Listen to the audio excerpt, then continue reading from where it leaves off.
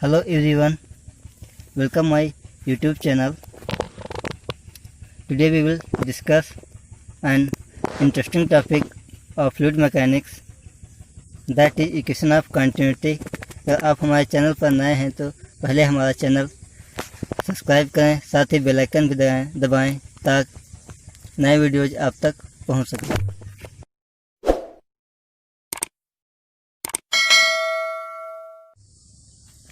Equation of continuity. Equation of continuity क्या होती है? जब non viscous and incompressible fluid किसी का वायरिंग क्रॉस सेक्शन एरिया वाली पाइप से फ्लो करता है, स्टीम लाइन फ्लो करता है, स्टेडी फ्लो करता है, तब क्रॉस सेक्शन एरिया और जो फ्लूइड की वेलोसिटी होगी उसके नॉर्मल, उसका प्रोडक्ट हमेशा कांस्टेंट रहता है। ये इक्वेशन ऑफ कंटिन्यूटी कहती है।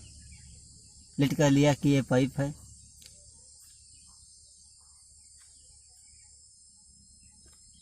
इसका क्रॉस सेक्शन एरिया वेरी कर रहा है। इसका यहाँ पर इतना है, यहाँ पर इसका क्रॉस सेक्शन एरिया इतना है। अब जो यहाँ पर इस पॉइंट पर हम देखें तो यहाँ पर जितना इसका क्रॉस सेक्शन एरिया होगा और जो लिक्विड यहाँ पर फ्लो करेगा, लिक्विड कैसा होना चाहिए? हमारा नॉन विस्कस और इनकम्प्रेसिबल फ्लूइड होना चाहिए। ये फ्लूइड यहाँ फ्लो कर रहा है, इसकी वेलोसिटी लेट कर वी है, इसका क्रॉस सेक्शन ए है, तो जो इसका प्रोडक्ट होगा ए वी प्रोडक्ट होगा वो क्या होगा? कांस्टेंट होगा। This will be constant. So equation of continuity यही कहते हैं कि जब कोई नॉन विस्कस इनकम्प्रेसिबल फ्लूइड किसी वेरिंग क्रॉस सेक्शन एरिया से स्टेडी फ्लो करता है, कंडीशन क्या होनी चाहिए? स्टेडी फ्लो होना चाहिए। तो जब फ्लो करता है तो उसका क्रॉस सेक्शन का एरिया और उसकी जो वेलोसिटी होगी उसके नॉर्मल, यहाँ पर वेलोसिटी क्या है? नॉर्मल। क्रॉस सेक्शन इसमें है, इस डायरेक्शन में है, जो वेलोसिटी है इस डायरेक्शन में है, और यहाँ जो वेलोसिटी है क्रॉस सेक्शन एरिया की क्या है? परपेंडिकुलर है, तो इसे नॉर्मल कहेंगे। तो जब नॉर्मल, इसकी वेलोसिटी और क्रॉस सेक्शन एरिया का प्रोडक्ट हमेशा कांस्टेंट रहता है मैथमेटिकली। यहाँ देखते हैं क्या, it state that during the streamline flow of the non viscous and incompressible fluid through a pipe of varying cross section area, then the product of cross section and the normal fluid velocity remains constant throughout the flow। दोनों का product जो area होगा और जो velocity होगी, दोनों का product constant रहेगी। Mathematically A1 V1 equal to A2 V2 और AB equal to constant. This is the expression for equation of continuity. अब इसका डेरिवेशन करेंगे।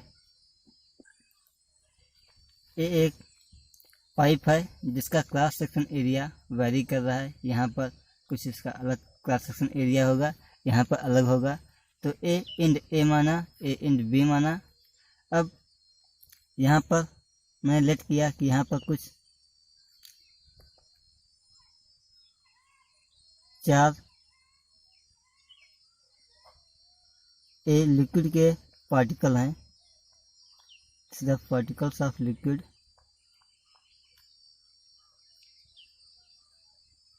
लिक्विड पार्टिकल्स हैं।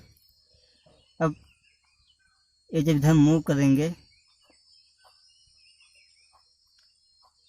विद वेलोसिटी v1 की वेलोसिटी से ये मूव कर रहे हैं, तो यहाँ इनका टाइम लगने में वहाँ डेल्टा टी टाइम इंटरवल है। Delta T is the time interval. Delta T में डिस्प्लेस होते हैं v1 वेलोसिटी से, फिर यहाँ पहुँचते हैं। इसके बाद फिर यहाँ भी 4 पार्टिकल हैं। यहाँ से v2 की वेलोसिटी से इस क्रॉस सेक्शन एरिया से पास होते हैं। v2 वेलोसिटी से डेल्टा टी हमारा टाइम इंटरवल है। So consider a non viscous and incompressible liquid is flowing steadily.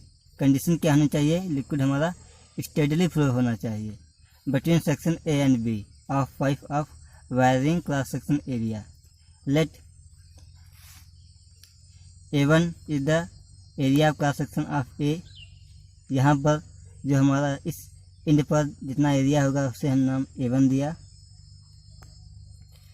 ρ1 fluid density at end A, यानी कि यहाँ पर जितना लिक्विड फ्लो कर रहा है उसकी डेंसिटी ρ1 है. And V1 is the small v1 is the fluid and small v1 is the fluid velocity. जिस वेलोसिटी से हमारा फ्लूइड यहाँ पर मूव कर रहा है उसे हम V1 नेम दिया. Now A2 is the area of cross section at end B. End B पर जो हमारा एरिया है उसे क्रॉस सेक्शन को हम A2 नेम दिया. इस इंड पर यहाँ पर जितना एरिया होगा वो A2 है.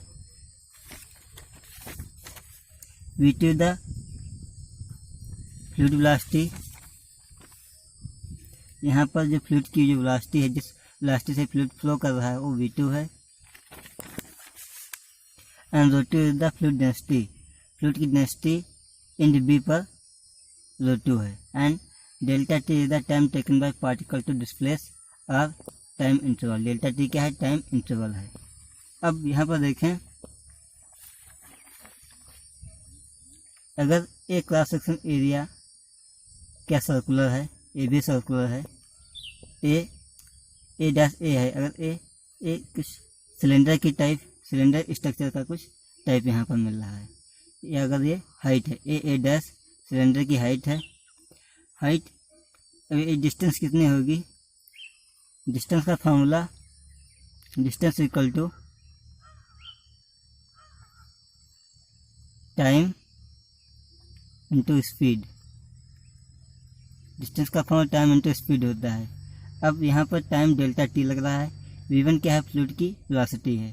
तो ये डिस्टेंस V1 डेल्टा T हो जाएगी. Distance equal to T delta T is the time interval and speed is V1. So V1 delta T is the total distance, यानी कि it mean that A dash equal to V1 delta T.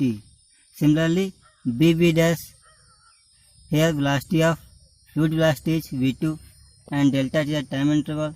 So BB dash by same formula V2 delta T. So here A dash V1 delta T and BB dash V2 delta T. Volume of cylinder end A पर, यहाँ पर जितना volume का, यहाँ पर जो cylinder बन रहा है इसका वॉल्यूम हमारा A1 एरिया है. दिस इज लेंथ और height of cylinder. So it convert into volume A1 dot V1 delta T and similarly volume at B A2 dot V2 delta T. Now intensity का formula होता है mass upon volume. So mass equal to यहाँ हो जाएगा density cross volume.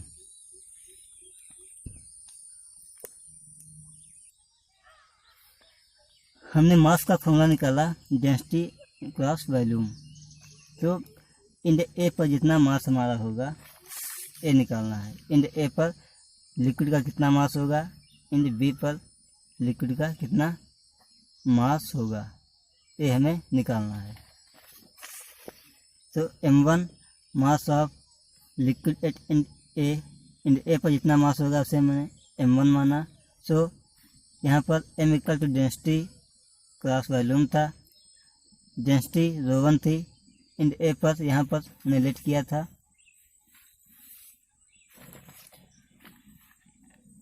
ρ1 fluid density at end A.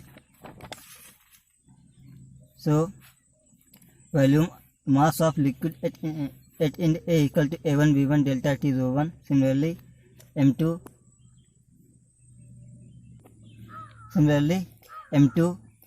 End B पर जितना liquid का मास होगा वो होगा तो A2 V2 delta T ρ2.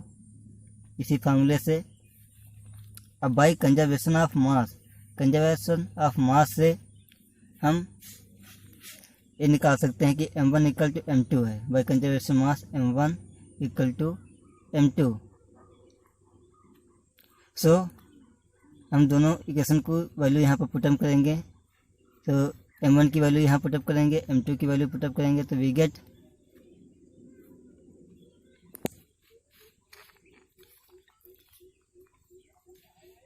a1 small v1 delta T rho 1 equal to a2 small v2 delta T rho 2। This is equation third. As the liquid incompressible so there is no change in density. Liquid हमेशा क्या होता है, incompressible होता है, इसे हम compress नहीं कर सकते हैं। तो इसे कंप्रेस नहीं कर सकते हैं तो उसकी डेंसिटी में, लिक्विड की डेंसिटी में कोई चेंज नहीं होता। यानी कि जो पहले हमारी डेंसिटी थी इंटर करते समय वायरिंग पाइप में, और जब वो निकलेगा बाहर आउटपुट जो मिलेगा वही हमारी डेंसिटी पहले जैसी रही। This is input density of liquid, input this is density of input liquid. इतना लिक्विड इसमें इंटर कर रहा है, जितना लिक्विड इंटर कर रहा है इसकी डेंसिटी क्या रो 1 है, एंड रो 2 जितना लिक्विड यहाँ पर आउटपुट के रूप में जो निकल रहा है उसकी डेंसिटी रो 2 है। तो यहाँ पर दोनों इनपुट एंड आउटपुट लिक्विड की डेंसिटी इक्वल हैं। तो by substitution equation 4 in equation third में अगर इक्वेशन 2 की वैल्यू पुटअप कर दें, if you put the value of equation 4 in equation third then rho 1 equal to rho 2 we get, इस equation में पुट करने पर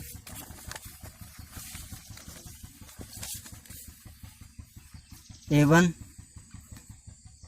small v1 delta T rho 1 equal to a2 v2 delta T rho 1, here rho 1 equal to rho 2, so rho 1 cancel, delta T cancel, and a1 v1 equal to a2 v2। This is final equation and it's also come in the another form AB equal to constant। so this is the equation of continuity। हम एक example लेते हैं। Example है water is flowing at the rate of 10 meter per second at the end x of a varying cross section area if water enters through the pipe in the y की तरफ के से through enter करता है, having velocity 5 cm if the cross section area in the x is 20 meter square then find the area of cross section of end y। मतलब कि हमारे पास एक पाइप है एक्स वाई की, एक पाइप है वाई एक्स, इंड वाई पर हमारा लिक्विड इंटर करता है, इंड वाई पर लीव करता है। अब इसकी वेलोसिटी v1 वेलोसिटी, इस वेलोसिटी से इंटर करता है, उसकी वेलोसिटी v1 मान लिया मैंने। a1 क्रॉस सेक्शन एरिया है, इंड x पर a2 क्रॉस सेक्शन एरिया है। जो फ्लूइड की वेलोसिटी यहाँ पर a2 है, और हमें दिया गया है कि v1 equal to 5 centimetre square. इस वेलोसिटी से हमारा जो लिक्विड है वो इंटर करता है पाइप में। a1 हमें निकालना है, एंड v2 10 मीटर पर सेकंड है। v2 जिस वेलोसिटी से लिक्विड पाइप छोड़ता है, a2 क्रॉस सेक्शन एरिया है। तो बाई इक्वेशन ऑफ क्वांटिटी जो हमने निकाला था a1 v1 equal to a2 v2, और फिर इसकी जो वैल्यू हमें पीछे दी गई थी वो वैल्यू यहाँ पर सब्स्टिट्यूट करेंगे। Substituting values we get a1 equal to 20 into 10 and a1 equal to 20 into 10 upon 5, and final we get a1 equal to 40 meter square। this is the area of cross section of end Y of the pipe. तो ये हमारा final answer रहा A1 = 40 metre square.